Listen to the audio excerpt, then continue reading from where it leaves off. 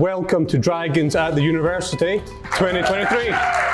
A competition where students from our master program get the chance to pitch their business ideas to the investors, the Dragons. This year sees 21 competing teams in 3 different pitching rounds: the heats, the semi-finals, and finals. Hey, I can't wait for Dragons at the University in 2023. We at Pitcher's Corner have been blown away by so many of the teams and how amazing they've pitched in 1 minute. We cannot wait to see what they do when they get a full 5 minutes on the stage. Go Stenco, yes. I'm from Team Mersans. We are going to produce a pasta, alternative pasta that made from algae and oat protein. We are all excited to the Dragon competitions, and we hope that our team will go to the semi-final or maybe the winner.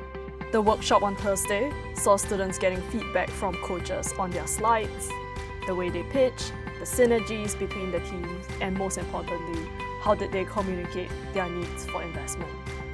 At our heats, 8 lucky winners will make it to the semi-finals. They will present to a jury consisting of alumni from the Master in Entrepreneurship and Innovation program. Who will make it in? Stay tuned for our next video.